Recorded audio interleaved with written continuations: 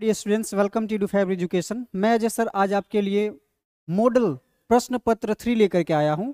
1 2 तो मैंने आपको क्लियर करवा चुका था और ये आपके सामने मॉडल प्रश्न पत्र 3 है, जिसका हल आज मैं आपके साथ साथ करने वाला हूं। मेरे प्यारे बच्चों, जो आपका मॉडल सेट 1 और 2 था, मैंने आपको जितने भी परसेंटेज क्वेश्चन को बताया वो सारे आपके क्या है, मैंने आपके जितने भी चैप्टर वाइज एमसीक्यू करवाया था उससे 100% सारा क्वेश्चन मॉडल सेट में देखने को मिल रहा है।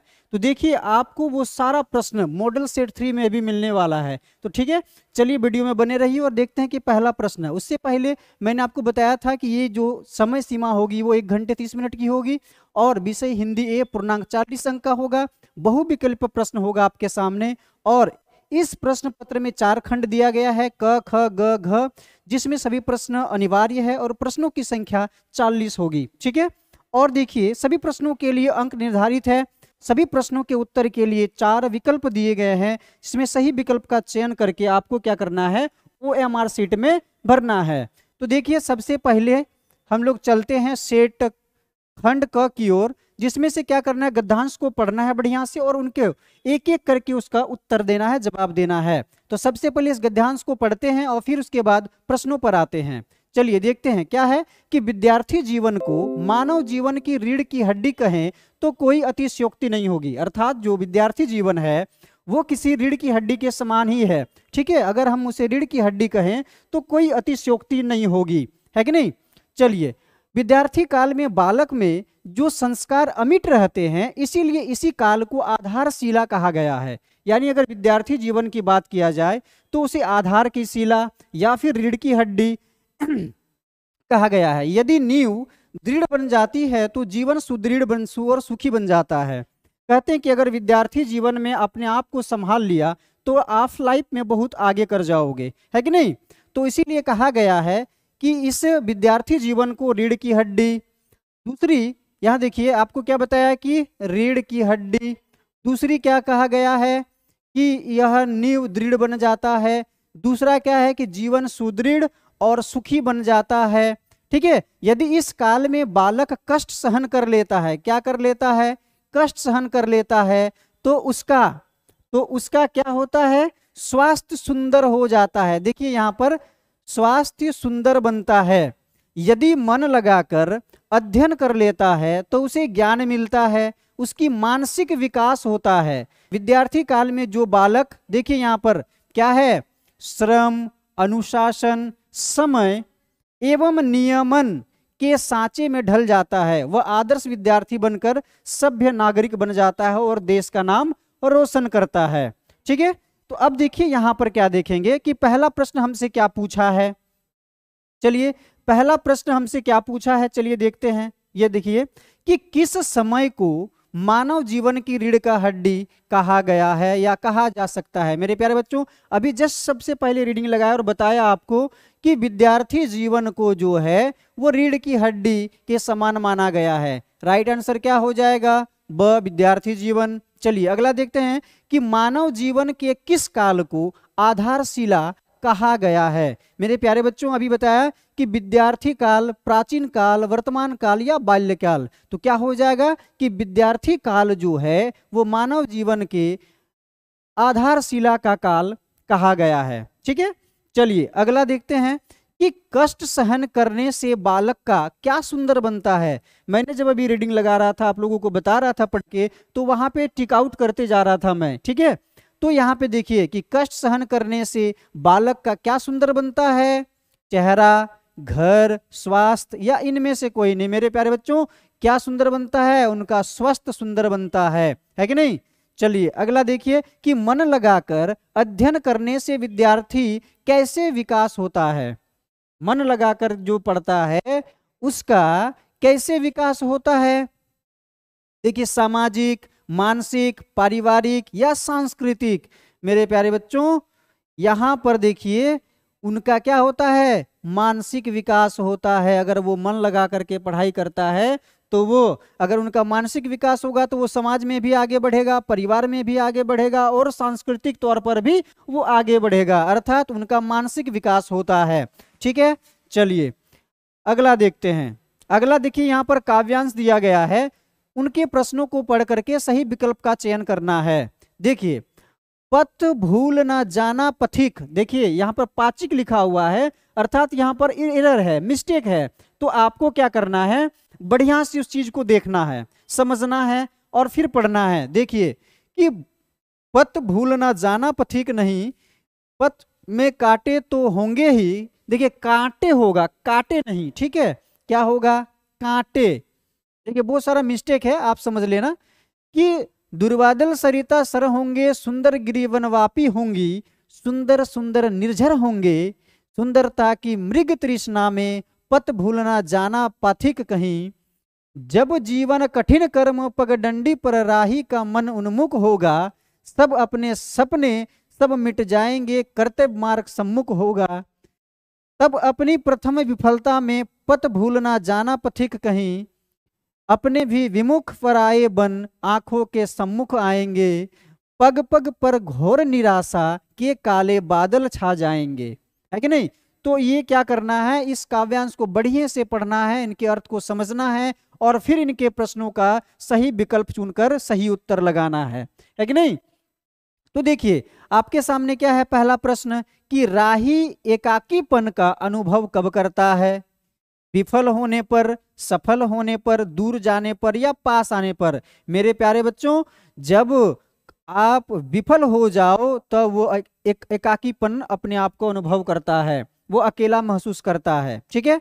अब देखिए छठा प्रश्न क्या है कि कवि किस पथ को न भूलने की बात कर रहे हैं, कवि किस पथ को न भूलने की बात कर रही है, कह रहे हैं, है कि नहीं।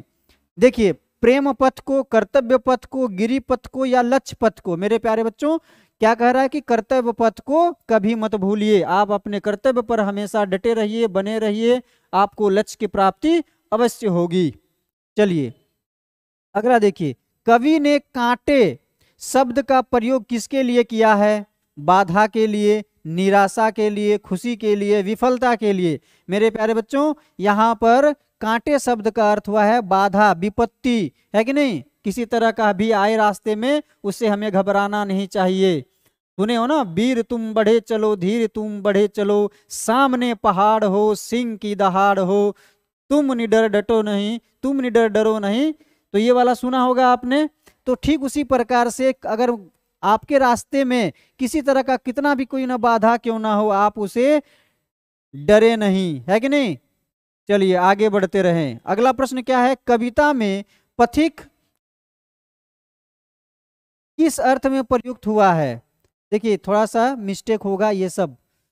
तो सैनिक के रूप में, डॉक्टर के रूप में प्रयुक्त हुआ है, राहगीर, यहाँ गिर र होगा, है ना, बेरोजगार के रूप में। तो जो पथिक होते हैं, राह पर चलने वाले होते हैं, उसे पथिक बोला जाता है, अर्थात यहाँ राहगीर को पथिक में प्रयुक्त हुआ है, ठीक है। चलिए अगला देखते हैं, अगला क्या है। अब देखिए सबसे इंपॉर्टेंट, इसी में बच्चे हमेशा मिस्टेक करते हैं, बहुविकल्प प्रश्न।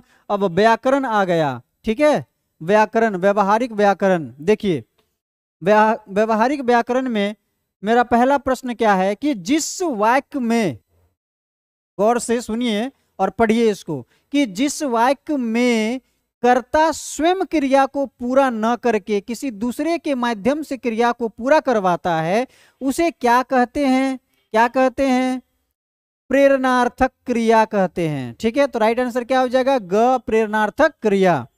देखिए कौन सा वाक्य अकर्मक क्रिया का उदाहरण है, वे लोग मैदान में दौड़ रहे हैं, राधिका कविता पढ़ती है, सूर्यदेव पान खा रहा है, मोहन पतंग उड़ा रहा है। मेरे प्यारे बच्चों यहां से यहां सभी सकर्मक क्रिया है, तो वे लोग मैदान में दौड़ रहे हैं, अर्थात ये मेरा क्या हो जाएगा, अकर्मक क्रिया हो जाएगा, ठीक है। चलिए आगे देखते हैं।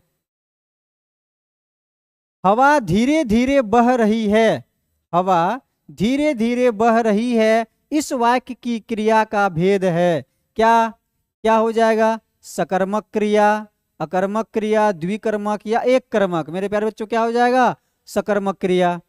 अब देखिए सभी, अगला प्रश्न देखिए 12वां नंबर क्या है कि सभी मैदान में खेल रहे हैं, इसमें क्रियापद, देखिए क्या पूछा है, क्रियापद क्या है। तो देखिए क्रिया क्या होता है, खेलना, मतलब क्रिया क्या होता है, किसी काम का होना। तो ये क्या कर रहे हैं, खेल रहे हैं, अर्थात क्रियापद क्या हो जाएगा, देखिए खेल रहे हैं, है कि नहीं, ये राइट आंसर ग, खेल रहे हैं। अब देखिए क्या है कि मैं कहानी पढ़ता हूं, किस वाच्य का उदाहरण है, कर्तृ कर्म भाव अकर्त्य वाच्य का। ठीक है, तो मैं कहानी पढ़ता हूं किस वाच्य का उदाहरण है, किस वाच्य का उदाहरण है, कर्म वाच्य का। कौन सा काम कर रहा है, ये कहानी पढ़ने का काम हो रहा है। अब देखिए अगला प्रश्न, जिस वाच्य की क्रिया हमेशा पुल्लिंग, एक वचन एवं अन्य पुरुष में होती है वह कौन सा वाच्य होता है, कौन सा वाच्य होता है, कर्तृवाच्य, कर्मवाच्य, भाववाच्य, क और ख दोनों। मेरे प्यारे बच्चों, जिस क्रिया में हमेशा पुल्लिंग, एक वचन एवं अन्य पुरुष में अगर उसका प्रयोग होता है तो वह कौन सा क्रिया होता है, वह भाववाच्य क्रिया होता है। ठीक है, चलिए अगला देखते हैं। थोड़ा सा मैं ऊपर कर देता हूं, देखने में सुविधा होगी सभी को। चलिए चलिए ठीक है। हाँ, क्या है कि अध्यक्ष के द्वारा एक बैठक बुलाई गई, यह किस वाच्य का उदाहरण है। क्या पूछ रहा है, किस वाच्य का उदाहरण है, कर्तृवाच्य, कर्मवाच्य, भाववाच्य। तो अध्यक्ष के द्वारा जो है, अध्यक्ष के द्वारा एक बैठक बुलाई गई है, इसमें मेरा क्या हो जाएगा, कर्तृवाच्य। ठीक है, चलिए अगला क्या है कि रणभूमि कौन सा समास है। मेरे प्यारे बच्चों, समास बढ़िया से देख लेना, आपके जो एग्जाम में होने वाला वो समास, कारक, यही सब इससे प्रश्न पूछने वाला है आपको। ठीक है, व्याकरण में। तो देखिए रणभूमि कौन सा समास है, अव्ययी भाव समास, तत्पुरुष समास, द्वंद्व समास या द्विगु समास। मेरे प्यारे बच्चों, यह रण जोड़ भूमि, रणभूमि जो है वो आपका तत्पुरुष समास है। क्या कौन सा समास है, तत्पुरुष समास है। चलिए अगला देखते हैं, क्या है, खाली जगह। समास के दोनों पदों में उपमान उपमेय, देखिए उपमान उपमेय या विशेषण विशेष का संबंध होता है, वह कौन सा समास होता है। ठीक है, तो वो मेरा क्या हो जाएगा, अव्ययी भाव समास। क्या हो जाएगा, अव्ययी भाव समास। अगर अव्ययी भाव समास को यहाँ पर बैठाते हैं और फिर पढ़ते हैं तो पता चलेगा कि अव्ययी भाव समास के दोनों पदों में उपमान उपमेय तथा विशेषण विशेष का संबंध होता है। ठीक है, चलिए आगे देखते हैं। तो अब मेरा राइट आंसर क्या हो जाएगा, अव्ययी भाव समास। चलिए अगला देखते हैं कि अंबर का एक अर्थ आसमान होता है। क्या होता है, आसमान होता है। तो इसका दूसरा अर्थ क्या होगा, अंबर मतलब एक का आसमान होता है तो दूसरा का अर्थ क्या होगा। देखिए ऑप्शन क, पानी, बादल, कपड़ा, मोती। मेरे प्यारे बच्चों, पानी होगा नहीं, बादल होगा नहीं, मोती होगा नहीं, तो अंबर का यहाँ जो बच गया वो कपड़ा हो गया। ठीक है, चलिए आगे देखिए कि मैं भी किताब पढ़ूंगा, रेखांकित पद किस अवयव का उदाहरण है। मैं भी किताब पढ़ूंगा, यहां देखिए क्या है, भी, यानी सेंटेंस पर क्या पड़ रहा है, जोर पड़ रहा है। इस पर क्या पड़ रहा है, जोर पड़ रहा है, अर्थात यहां भी लगा हुआ है कि मैं भी। तो यहां पर सीधे तौर पर निपात कहेंगे, यानी न क्रिया विशेषण, समुच्चय बोधक, विषय अधिबोधक या निपात। मेरे प्यारे बच्चों, राइट आंसर क्या हो जाएगा, निपात। ठीक है, चलिए अगला देखते हैं कि खाली जगह तुम दिखाई नहीं देते, उसमें से उपयुक्त अवयव को भरना है। क्या करना है, उपयुक्त अवयव को भरना है। क्या होगा, छी तुम दिखाई नहीं देते, जोर से दिखाई नहीं देते, के सामने तुम दिखाई नहीं देते, और आजकल तुम दिखाई नहीं देते। तो कौन सा फिट बैठ रहा है कि आजकल, ये क नंबर राइट आंसर हो जाए कि आजकल तुम दिखाई नहीं देते। यही आजकल जो है वो उपयुक्त अवयव है। ठीक है, चलिए अगला प्रश्न देखते हैं कि जहां चाह होती है वहीं राह होती है। जहां चाह होती है वहीं राह होती है, इस उपवाक्य के भेद का नाम लिखिए। आश्रित उपवाक्य भाग का भेद का नाम लिखिए। इसमें देखिए संज्ञा उपवाक्य है, विशेषण उपवाक्य है, क्रिया विशेषण उपवाक्य है, या इनमें से कोई नहीं। मेरे प्यारे बच्चों, क्या हो जाएगा, क्रिया विशेषण उपवाक्य हो जाएगा कि जहां चाह होती है वहीं राह होती है। ठीक है, चलिए राइट आंसर मेरा क्या हो जाएगा, ग, क्रिया विशेषण। ठीक, चलिए अगला देखते हैं। अगला देखिए आपके सामने क्या है, पठित गद्यांश है, इसको बढ़िया से पढ़ना है और फिर इसका जवाब देना है आपको। ठीक है, चलिए क्या है कि नवाब साहब ने संतृष्ण आंखों से नमक मिर्च के संयोग से चमकती खीरे की फांकों की ओर देखा। खिड़की से बाहर देखकर दीर्घ निश्चय निश्वास लिया कि खीरे की एक फांक को उठाकर होठों तक ले गए। फांक को सूंघा, स्वाद के आनंद में पलकें मूंद गई। ठीक है, यहां तक है, इसको क्या करना है, पढ़ना है बढ़िया से और फिर इस पठित गद्यांश का जो है आपको उत्तर देना है, जवाब देना है। तो पहला प्रश्न क्या है कि प्रस्तुत पद्यांश किस पाठ से लिया गया है। नेताजी का चश्मा, एक कहानी यह भी, लखनवी अंदाज या बाल गोविंद भगत। मेरे प्यारे बच्चों, लखनऊ का लखनवी अंदाज जो नवाब साहब हैं वो लखनवी अंदाज से लिया गया। राइट आंसर क्या हो जाएगा, ग, लखनवी अंदाज। चलिए, नवाब साहब ने खीरे का स्वाद कैसे प्राप्त किया। देखिए यहां पढ़ा होगा, सूंघा, स्वाद का आनंद लिया, तो सूंघ कर। राइट आंसर क्या हो जाएगा, ख। चलिए अगला देखते हैं क्या है, चलिए इसको पढ़ते हैं कि फादर को जहरवाद से नहीं मरना चाहिए था, जिसकी रगों में, देखिए यहां पर क्या होगा, रंगों कर दिया है, बहुत सारा मिस्टेक है। तो रगों में दूसरे के लिए मिठास भरे अमृत के अतिरिक्त और कुछ नहीं था, उसके लिए जहर का विधान क्यों, है कि नहीं। तो इसके बाद आपका उत्तर देना है। यहां देखिए कि फादर कामिल बुल्के की मृत्यु कैसे हुई थी। तो यहां देखिए आपको क्या पड़ रहा है, जहरवाद से नहीं होना चाहिए था, मतलब हुआ था, अर्थात राइट आंसर क्या हो जाएगा, जहरवाद। जहरवाद किस रोग को कहते हैं, निमोनिया, गैंग्रीन, तपेदिक, कैंसर। मेरे प्यारे बच्चों तपेदिक। ठीक है, चलिए अब फिर देखते हैं, आपको फिर यहां पर पठित काव्यांश को पढ़ना है और फिर उत्तर देना है। ठीक है, कि बधे पापू अपकृति हारे, मारतूहू पापरिह तुम्हारे, कोटि कुलिस सम बचनु तुम्हारा, व्यर्थ धरहूं धानु बान हुआरा। ये आपका राम लक्ष्मण परशुराम संवाद से इस काव्यांश को उठाया गया है और आपको यहां पर उसका पढ़ करके यहां उसका उत्तर देना है। ठीक है, तो देखिए सबसे पहले क्या करना है, बढ़िया से पढ़ना है, उसके अर्थ को समझना है और फिर इसका उत्तर देना है। तो चलिए देखते हैं कि प्रश्न क्या है। देखिए प्रश्न क्या है कि लक्ष्मण परशुराम से संघर्ष क्यों नहीं करना चाहते थे। लक्ष्मण जी जो है वो परशुराम से संघर्ष क्यों नहीं करना चाहते थे, कि परशुराम बड़े थे, लक्ष्मण डर गए थे, परशुराम बीमार थे, या परशुराम ब्राह्मण थे। मेरे प्यारे बच्चों, उन्होंने बताया था कि आप अगर आप ब्राह्मण नहीं कुल के नहीं होते तो मैं आपको, आपने इस संवाद को सुना ही होगा, पढ़ाई होगा, तो वे ब्राह्मण थे इसीलिए। ठीक है, चलिए अगला प्रश्न क्या है, किसके वचन कोटि कुलिस के समान है। किसके वचन कोटि कुलिस के समान है, बताइए किसके समान है, किसके वचन। तो देखिए राजा जनक, सीता के, परशुराम के, श्री राम के। तो कोटि कुलिस के समान परशुराम के वचन है, ये लक्ष्मण जी ने कहा था। चलिए ठीक है, अगला देखिए, अब अगला दिया हुआ है कि तुम्हारी यह दंतुरित मुस्कान मृतक में भी डाल देगी जान, धूली धूसर तुम्हारे ये गात, और भी है बहुत सारा।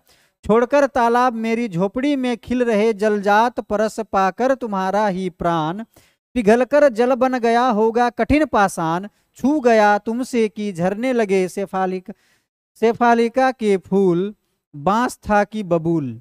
इस तरीके से स्टेंजा दिया हुआ है। ठीक है, यह दंतुरित मुस्कान वाला का। इसमें आपको फिर उत्तर देना है कि क्वेश्चन क्या है, देखते हैं कि दंतुरित का शाब्दिक अर्थ क्या है।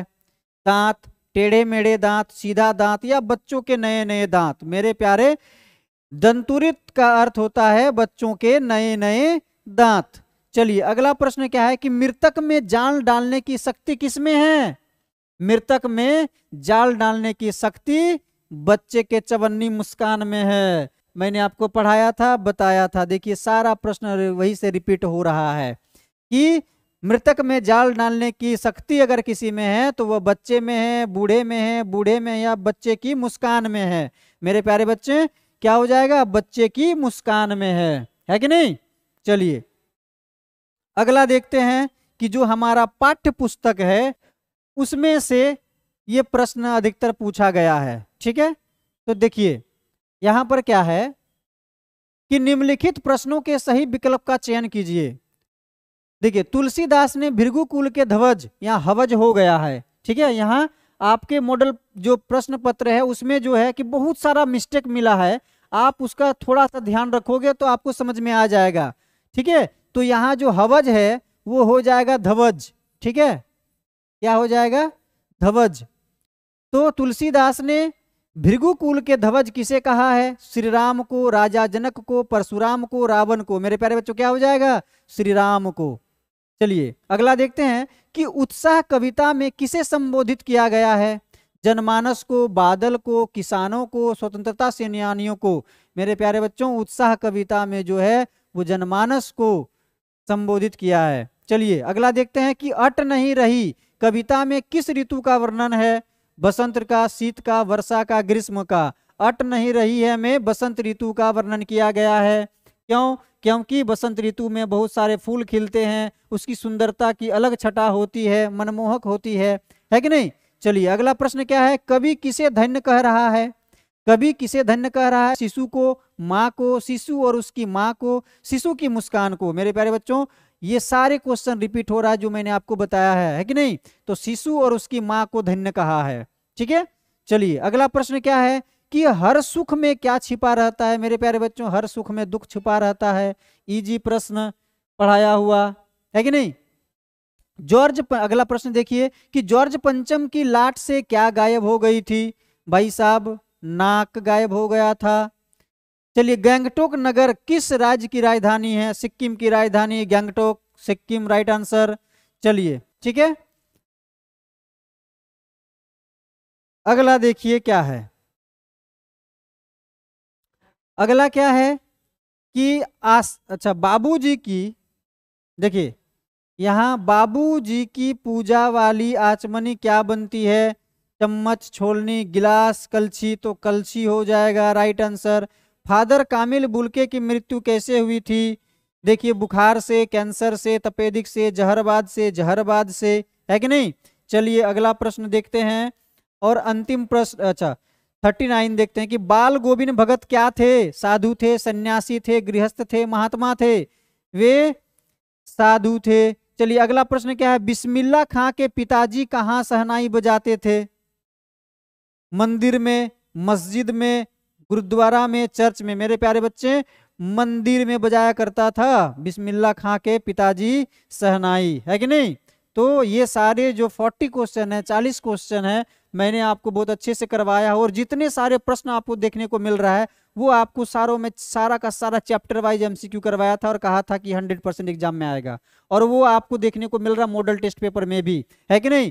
तो मैं भी 100% जो भी क्वेश्चन है आप मिला लेना। मैं दावा करता हूं कि सारा प्रश्न आपसे इससे ही आने वाला है, और जो मैंने आपको बताया है वो 2 महीना पहले आपको सारा करवा चुका था। जो आज ये मॉडल प्रश्न पत्र देख रहे हो इसमें सारा आया हुआ है कि नहीं? तो चलिए आज का मॉडल प्रपत्र 3 को यहीं पे समाप्त करते हैं, और वीडियो में आप बने रहिए, सेशन को देखिए, बढ़िया से रिवाइज कीजिए, और फिर आप अच्छे अंक लाने के लिए मैं कामना करता हूं कि आप अच्छा अंक लाओगे। ठीक है, चलिए आज का सेशन यहीं पे समाप्त करते हैं। जय हिंद।